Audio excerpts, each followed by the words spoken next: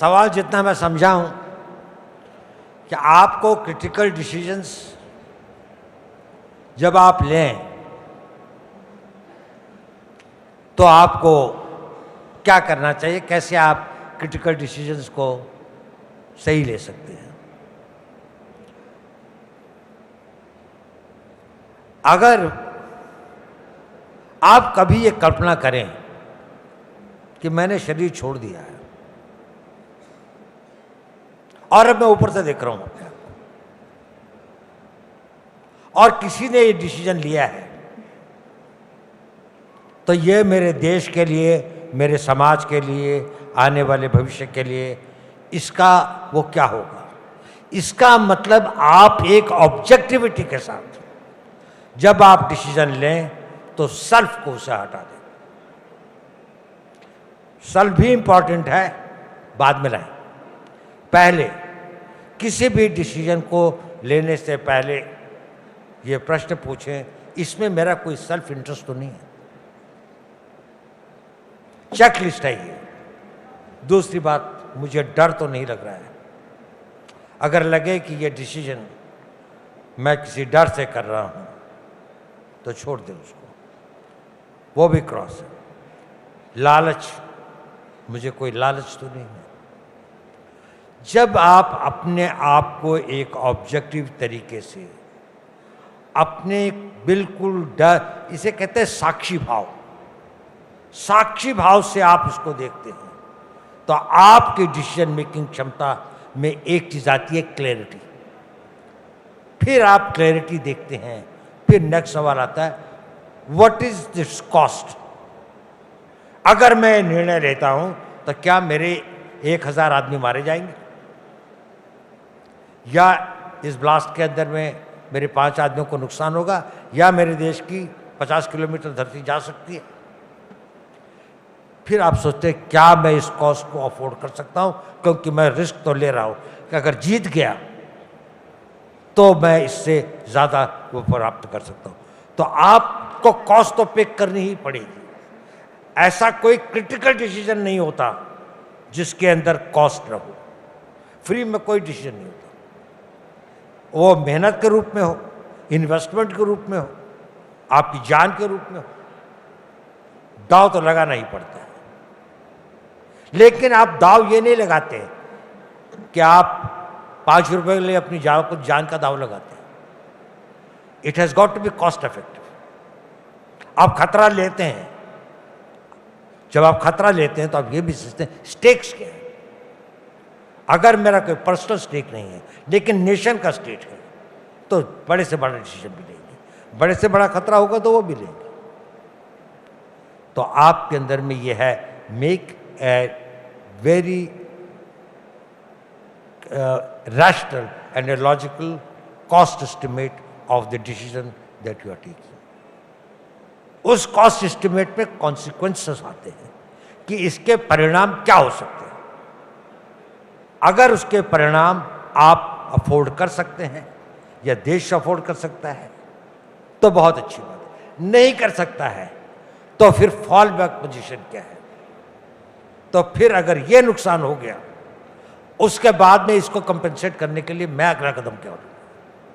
तो हर critical decision के पीछे आपके पास में 2 डिसीजन तैयार होने चाहिए कि अगर ऐसा हुआ जैसा मैं चाहता हूं तो ठीक, नहीं हुआ, इसका उल्टा हुआ, तो ये अगला डिसीजन। अगर आपको आगे के 2 डिसीजन की क्लैरिटी नहीं है तो पहला डिसीजन लेने में 1 दिन रुक जाइए। पहले मुझे तैयारी करने दीजिए, मैं इसकी तो तैयारी कर ही रहा हूं कि मुझे इसमें कामयाब होना है। अगर 50% 40% सेटबैक हुआ तो अगला कदम ये है। आपके डिसीजंस कभी गलत नहीं होंगे, सोच समझ के, रैशनल, लॉजिकल। और एक चीज जो बहुत जरूरी है, आपको बताने की जरूरत नहीं है, अपने डाटा को हमेशा वैलिडेट करें। कभी आप गलत डाटा के ऊपर में डिसीजन मत लें, चाहे कोई भी डिसीजन। आप जीवन में कई बारी गलतियां करते हैं कि शायद ये सही डिसीजन है, मेरा पीयर ग्रुप कहता है, मेरा पीयर ग्रुप मुझे इन्फ्लुएंस करे तो इसका मतलब मेरे में कोई सोचने की शक्ति नहीं है। हाँ, मेरे पेयर ग्रुप का सजेशन मैं ले सकता हूँ, लेकिन डिसीजन तो मैं ही लूँगा, फैसला तो मैं ही करूँगा। मैं नेतृत्व तो जो करता हूँ, जिम्मेदारी मैं लेता हूँ। जब जब जिम्मेदारी मेरी है तो फैसला भी मेरा होगा। इसलिए outside influence, family pressures, small temptations, pair group, दोस्त ने कहा यार पिक्चर चल तो मैंने भी निर्णय ले लिया चलते हैं, ऐसा नहीं होता है। मैं जाना चाहता हूँ तो जाऊँगा, होगा जाओ, नहीं होगा तो अकेले जाऊँगा, और अगर नहीं जाना है तो किसी के 1000 लोग भी कहेंगे तो नहीं करूँगा। इसलिए अपने डिसीजंस और अपने डाटास को कॉन्टेमिनेट मत होने दो। So work on the right facts, right data, work, think very objectively, have a cost effective these things, be prepared for the consequences, prepare for the fallback action, and your decisions will be right.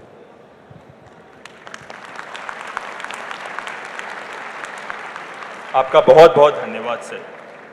दूसरे प्रश्न की ओर बढ़ते हुए, महोदय, हम सभी ने सुना है कि आप फोन्स यूज नहीं करते। ऐसे समय पर जब युवा पीढ़ी अपना सारा कोऑर्डिनेशन फोन से ही करती है, तो आप अपनी दिनचर्या बिना फोन्स के कैसे संभालते हैं? आप फोन का यूज नहीं करते हैं? हाँ, ये पता नहीं आपको ये कहाँ से सूचनाएं मिली हैं, लेकिन ये बात सही है कि मैं इंटरनेट का प्रयोग नहीं करता, फ़ोन का भी प्रयोग नहीं करता, सिवाय कोई पारिवारिक बातें हों या कोई बहुत पर्सनल बातें हों। लेकिन थोड़ा बहुत तो करना पड़ता ही है। मुझे बहुत बाहर के देशों से इससे बात करनी पड़ती है, तो वो तो होता ही है। काम चल जाता है। और भी कई साधन होते हैं कम्युनिकेशन के, वही साधन नहीं है जो लोगों को पता है। कई ऐसे साधन भी जुटाने पड़ते हैं जो लोगों को न मालूम हो।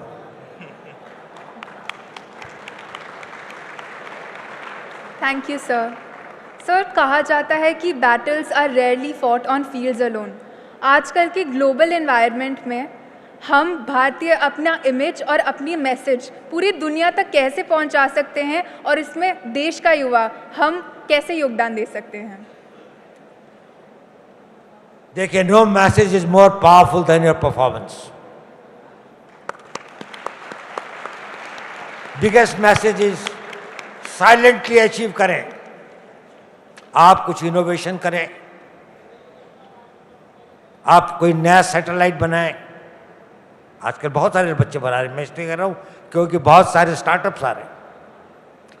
आपको अपना मैसेज पहुंचाना है तो कुछ करके पहुंचाना होगा, प्रोपेगेंडा से मैसेज नहीं जाता। आप कुछ करेंगे और आपके अंदर में अगर पेशेंस है, धैर्य है, धैर्य भी वीरता का एक बहुत बड़ा गुण है।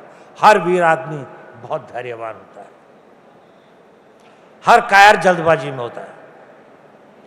धैर्यवान जो है वो अगर फैसला करता है तो उस पर टिकता है। आप एक लगन से कोई चीज़ लीजिए जिससे भारत का नाम ऊंचा हो, उस काम को करने की कोशिश कीजिए। आप लोगों में से 5 आदमी नोबेल प्राइज लें, 10 आदमी आप लोगों में से कोशिश करें दुनिया के अंदर में सर्जरी के क्षेत्र में, कैंसर के फील्ड में, किसी फील्ड में, मेडिकल फील्ड के अंदर में एक बहुत आगे नाम कमाने का। कोई बहुत बड़े इंजीनियर बने, कोई नई खोज करें, बहुत बड़े बिजनेसमैन बने, बड़ा भारी मल्टीनेशनल क्रिएट करें। ये सब चीज़ें आप करें, भारत का नाम हो जाए। अब फोर्ब्स के अंदर में अगर आता है कि भारत के अंदर में इतने सारे लोग richest people of the world हैं, उनकी संख्या 10 गुनी हो जाए तो भारत का नाम हो ही जाएगा। तो आपको किए बिना कुछ नहीं होता। ये कहते हैं वो मरने के बिना स्वर्ग नहीं दिखता। स्वर्ग देखना है तो मरना ही पड़ेगा, तो अपने को खटाना ही पड़ेगा। देश का नाम ऊंचा करना है तो कर्म करिए। पब्लिसिटी के बारे में छोड़ जाइए, अपने आप आ जाएगी जब वक्त आएगा। और नहीं भी आया तो कोई फर्क नहीं पड़ता, इससे कोई फर्क नहीं पड़ता।